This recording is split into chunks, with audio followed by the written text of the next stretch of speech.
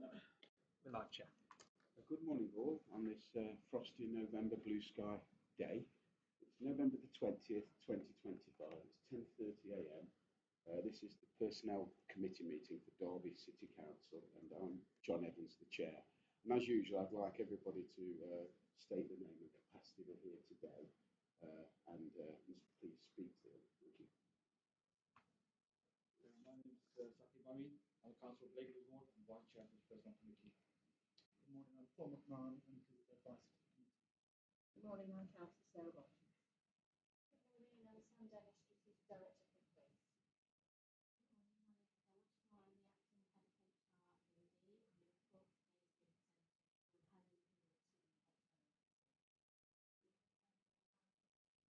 I can't hear you, sorry.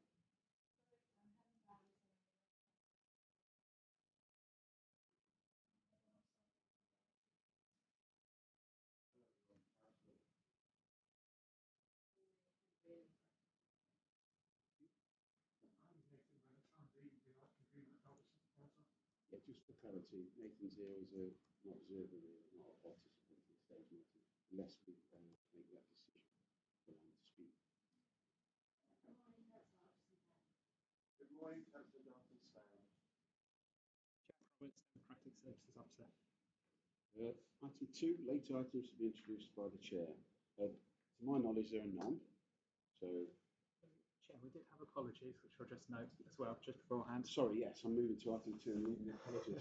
We spoke before the meeting started. We do have 2 apologies. 2 apologies from Councillor Mulhall and Councillor Kozlowski. And I believe Councillor Bonser is in the building and she's in another meeting, so will attend late. Thank you. No late items on item 2 then, to be introduced by the Chair. So it's declarations of interest, item 3. I was wondering if anyone who smokes in the room should declare an interest. I think there are quite a few smokers in the room. You should declare yourself. That won't be required constitutionally. No. Nobody's had the whip applied. No, smoke free. No bad habits.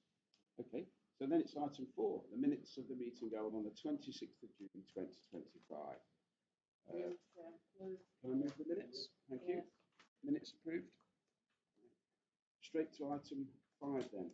Smoke-free workplace policy. Adele and Helen are going to explain this, and I believe Ellen, you're going to start. Thank you.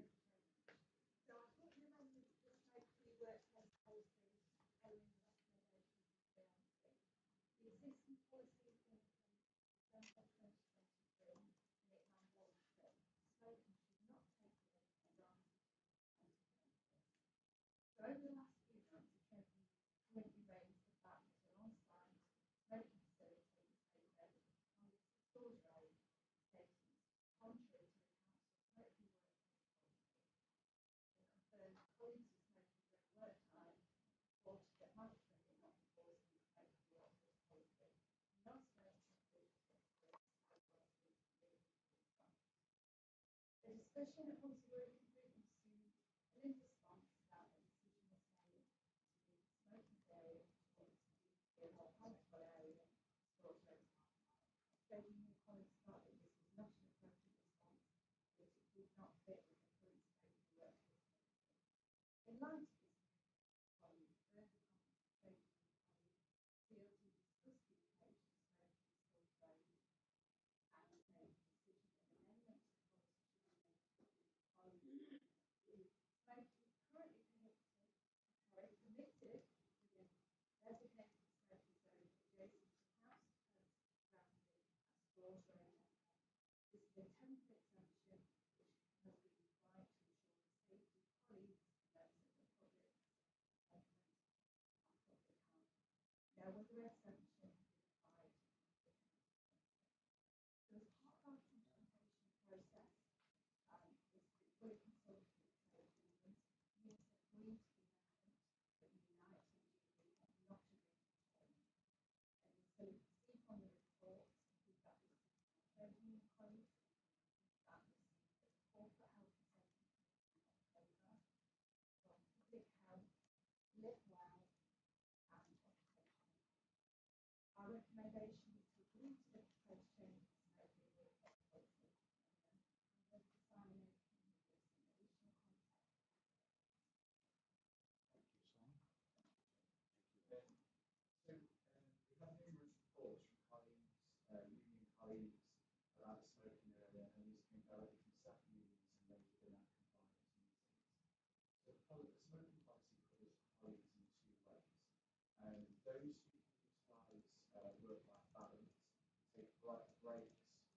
when they want to, as long as they're recorded on their work-life balance sheets and during their breaks, they can smoke all day.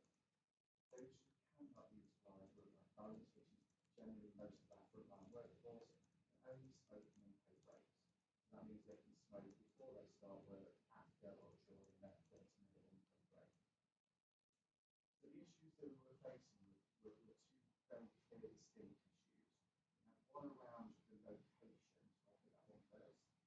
So the location of the smoking area was nearest to the gate in the Stores Road area. And we were receiving issues, as I've mentioned from the colleagues that I mentioned before, around passive smoking, as people were having to walk through smoking breaks to get into the depot. Groups of people making it difficult for cars to enter and exit the car park. Concerns that during darker times somebody will get run over in that area. And some colleagues are intimidated walking through a group of large, predominantly male colleagues to enter the depot. To help resolve this, we explored options of removing it altogether or removing it within the side boundary. The decision was made to move it across the other side of the car park, which resulted in no further complaints of the nature that I've covered, etc. When we were looking at it, the risk of removing it is that all of the colleagues that I've mentioned that either access work-life balance or can smoke outside of their working hours will still smoke. So they will then smoke on the highway, which will bring back in most of the concerns that we talked about people walking, smoking, etc. The second distinct issue that we were aware of was that colleagues that fall in the category of others not being on work-life balance, so they can only smoke outside of paid time, they weren't smoking within the designated area, and they're not permitted to do that. So an instruction has been issued to all of those colleagues to remind them of that. Team leaders and managers have been doing checks in the area, and any follow-up actions, breaches, has and is being taken. Councillors, any comments? I'm going to be honest with you, Chair. I think I'd like to hear what Nathan would like to say, if you don't mind, on this, if you don't mind. And I know we have to invite Nathan in, but I would very much like to hear his views. We do. Well, it's my prerogative, but I'll put it to the committee to make that decision. So, committee, are you all in agreement to let Nathan speak? Yes, Yeah. Are we going to limit his time, or do you feel no? Okay, Nathan, we want to hear you speak. I'm not going to say anything that hasn't already been raised because Sure. I've said numerous times to you guys, so it should come as no surprise to anybody.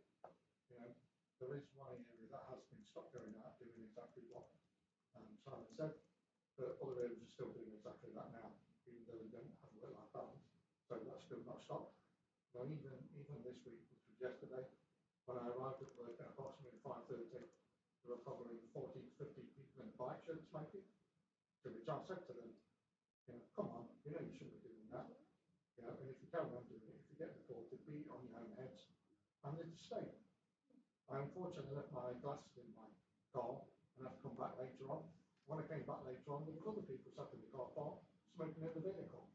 So it's in that respect, it's poorly managed, and it creates problems. You know, one day, 2 weeks ago, approximately, I came in, and there were 2 vehicles in the car park when I arrived, but there was 18 people in the smoking area.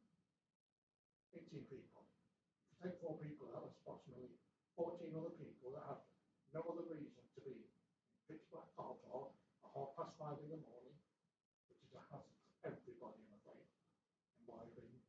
It really is. And I think, you know, in the light of consistency, I believe that policies should be applied fairly and consistently for every member of staff. You know, since this has been raised and escalated, I've had staff at, you know, this very council house say, so do I not have to go out now into the room gardens at the back, and I go into the car park? I've had people at children's centres can say, can I do the same? I've had teaching assistants ask me if they can do the same. You know, the repercussions and ramifications are vast, I feel. And from my recollection, in 2016, we went through job evaluation and all our terms and conditions were harmonised and all local agreements were removed. If we're now bringing back in another local agreement, to be fair, in my opinion, we're making a mockery of that whole process. And a process which I will say cost the authority quite an expensive amount of money to go through and process to prevent equal pay claims, etc. And I just think the policy ought to be enforced and managers manage their staff appropriately. Thank you. Just for the record also, constitutionally, we don't have to let a speaker like this speak. We don't have to consider what they've said out there, just for the record. Thank you. Thank you. Councillor Bonser. Yeah, I was just going to say that, yeah, I agree with the point of view and what you do. And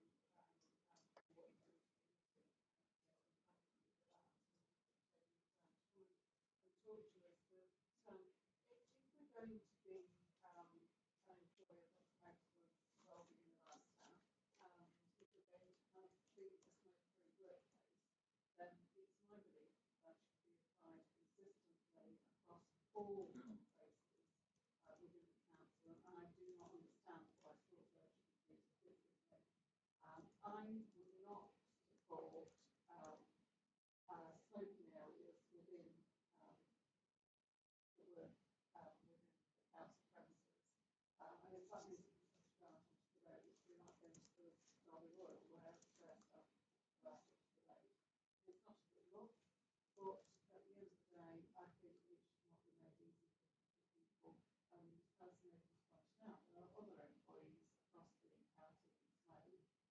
Sorry, I am but there, there are other people across the county who smoke in different locations, and they have to make their own arrangements. So I do feel. Thank you. Thank you, Chair. Yes, thank you, Nathan, for coming along and speaking so truthfully to us. It's useful that we do have the background. Having read the report and the comments on page 4 from the various unions, and especially health and safety, public health and live well, it's just not sensible to do this. It goes against everything this council stands for. As a non-smoker myself, I don't know, we've got smokers who are here on the side of the room. I think it's a dreadful habit to have, and it's not something we should promote as an employee, as a sensible employee. And as an aside issue, I have seen our refuse workers, while they're emptying bins, vaping, and I don't think they should be doing that while they're emptying wheelie bins in the vicinity. So I think they're doing it while they're on the job as well. I've seen it myself, but I think this paper should not be agreed.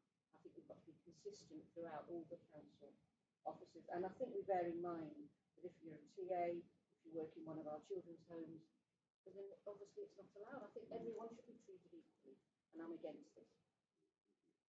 Yeah, could I just ask, whilst obviously this has been consulted around sort of groups around the street fight, has it been consulted with other members of workforce across the whole council, and also what is the ramifications of this policy passing, and yet we could have TAs saying why have I got this privilege? Could that result? I know it sounds like an extreme scenario, but a group of workforce in another department saying, well, I'm not getting a fair smoking break right, or locations, they strike.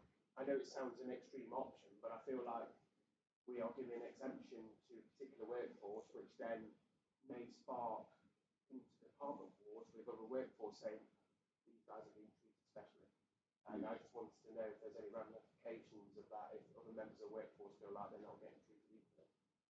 Could I ask at this stage if there's any officers want to respond to any of the comments made so far, including Nathan's? Go ahead, Simon, please. So firstly, any colleagues that have been observed smoking in buying areas, in private storage area, that is against policy, we shouldn't do that. We know that should be dealt with. So that I think the other thing I would say as well is that I appreciate maybe doing it at 5:30 in the morning,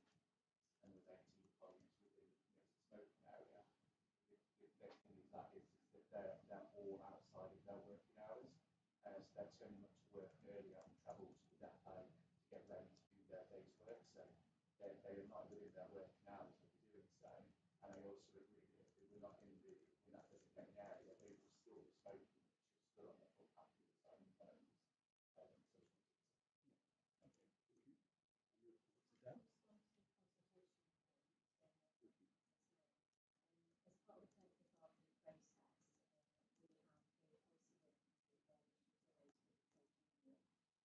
we have been also working with various related trade unions. Trade unions are the basic ones that consult with their members around any changes in policy.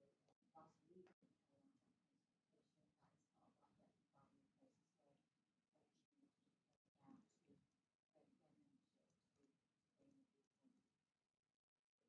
Do you not have any data to see if it's supportive of this policy with other members of the workforce or not? We don't ask the trade unions to provide us with that, they provide us with a union membership response.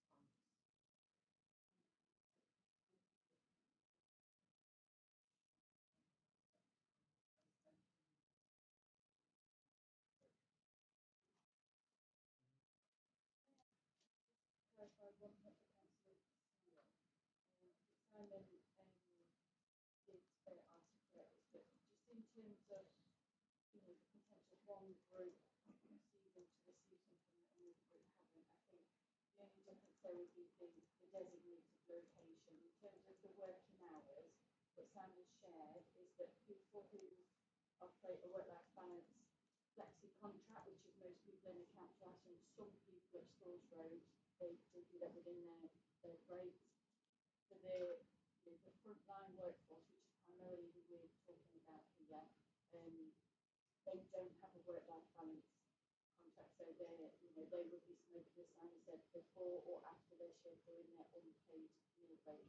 So I just wanted to make that point in terms of what would the depot colleagues be receiving at us when it would be a place to do it, not time to do it in.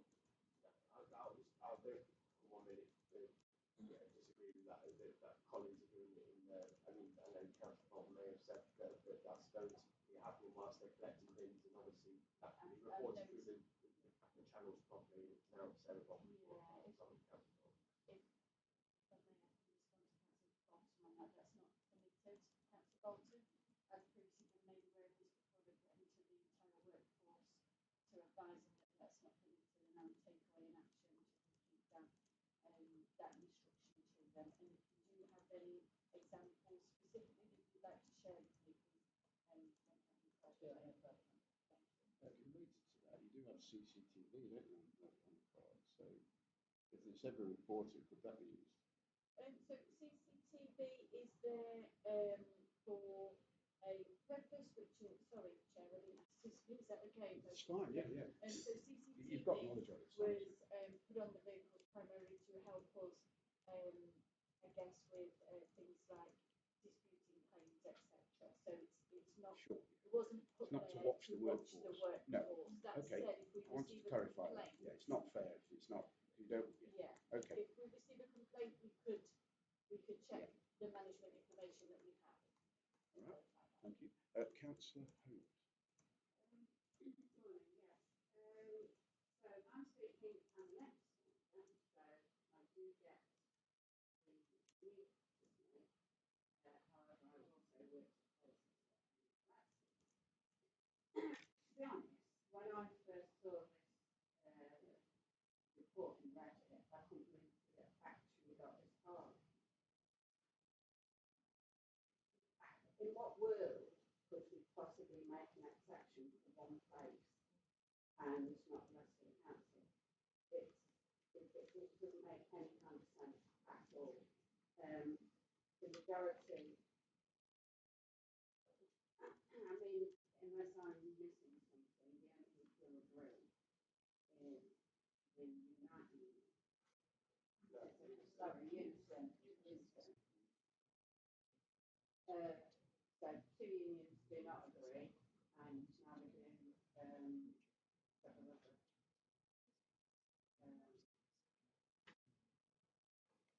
people. So don't understand the actual paper. I don't know how it's got this far. It's madness, and obviously it cannot happen. Yeah, I agree with Councillor Holmes' comments about the paper, to be honest, and I did actually raise this informally through council support last week and said, I don't understand what we're asked to agree here, and I didn't get a full response on that. But just going back to the policy working group, if we've got two, I thought it was two unions who said no, and one that didn't respond or potentially agreed, then how does it get to this stage? It's not, it's not partnership working, is it? If two unions have said no, There's no response here from users. yeah. So how has it got to us at this stage? Good question. Anybody want to respond?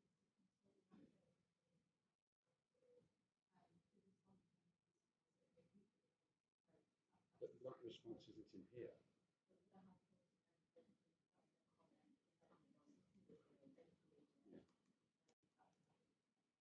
Union-wise, we've got 66% rejection and 33%, 3 unions.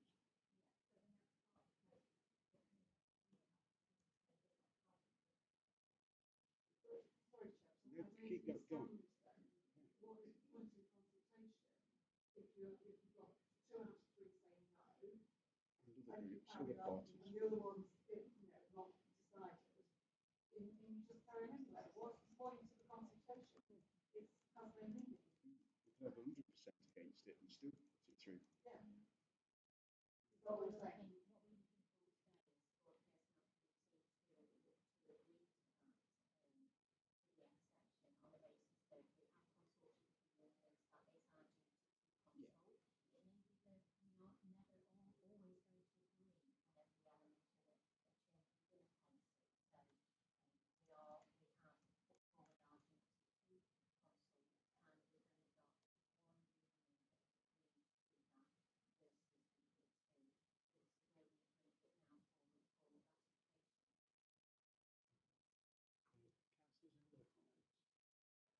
Yes, Councillor Smith. Smith. Indicative data of how many negative workforce are smoking.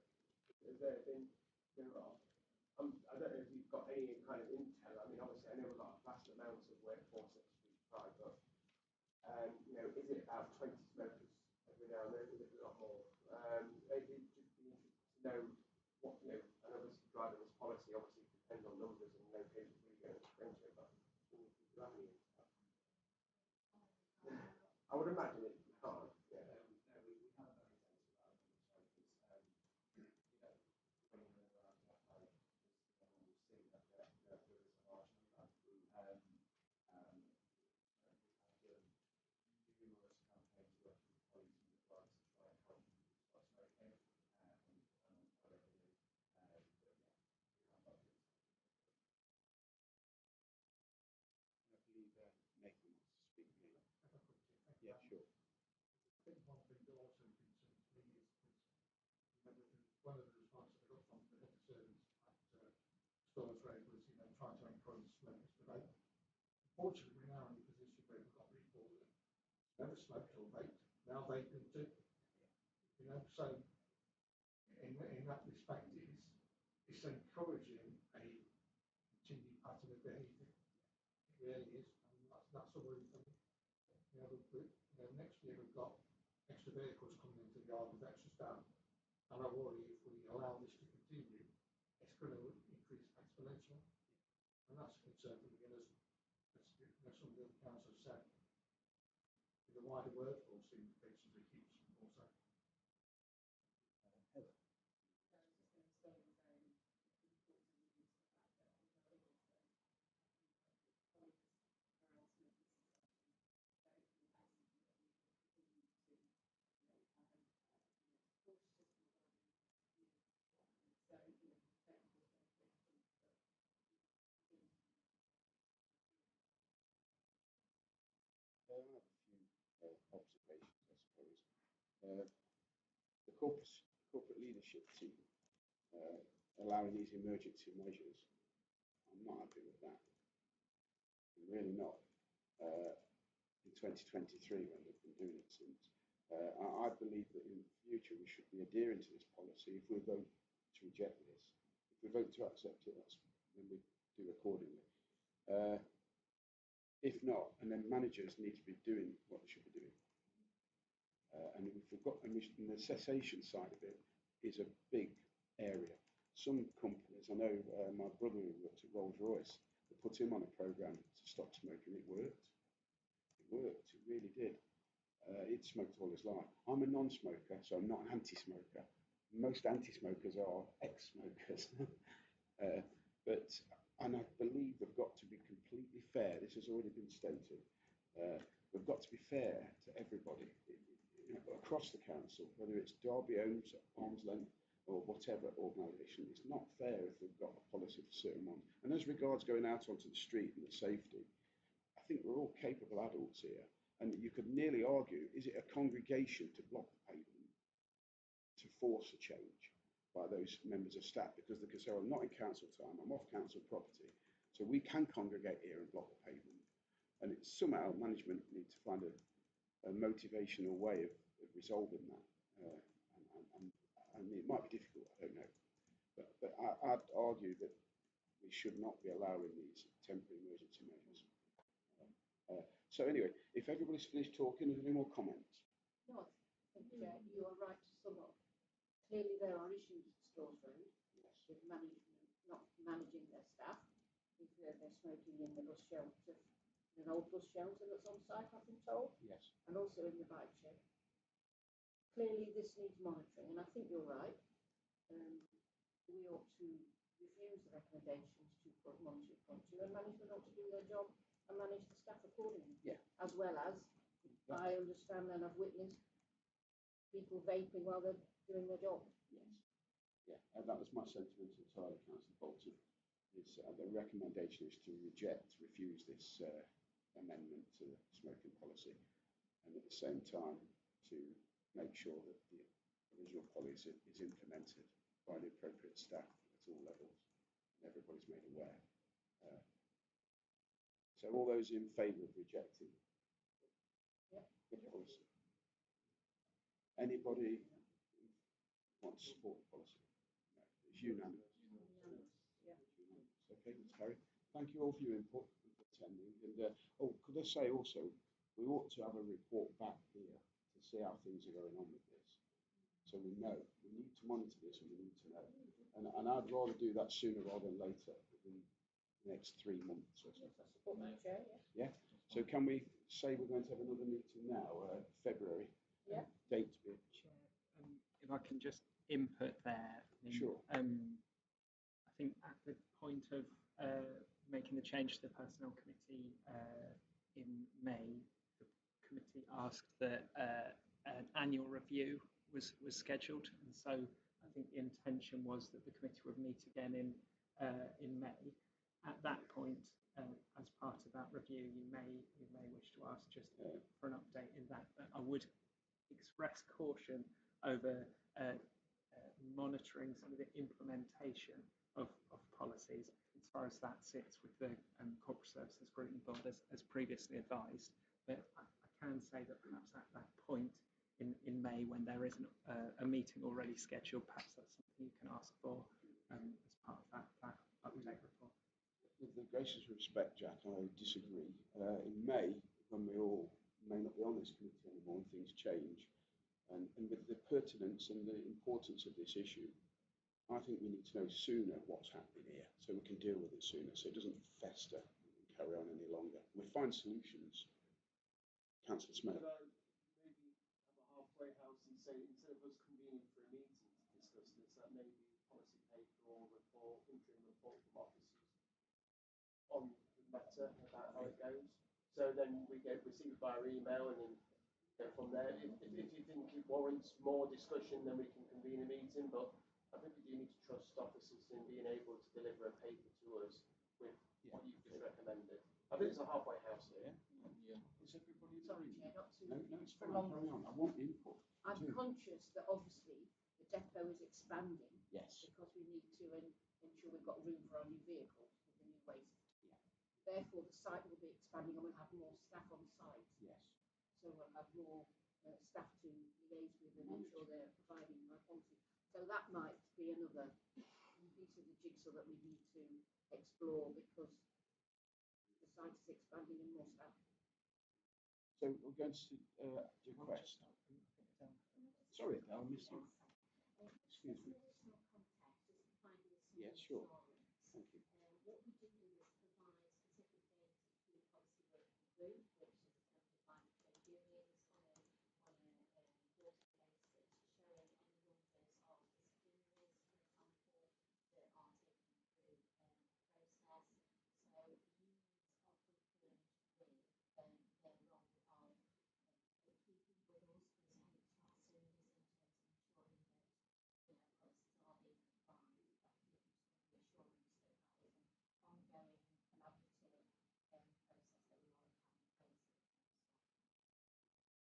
in place. So are we saying then, Councillor Smile, we're wanting to report back and we see papers back relating to this, see how it's doing? Yeah, it could be via email, just an update on how we're dealing with tackling this.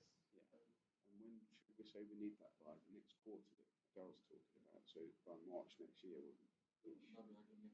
Yeah, okay, I'm okay with that, and that's to every member of this committee, not just the chair and vice chair.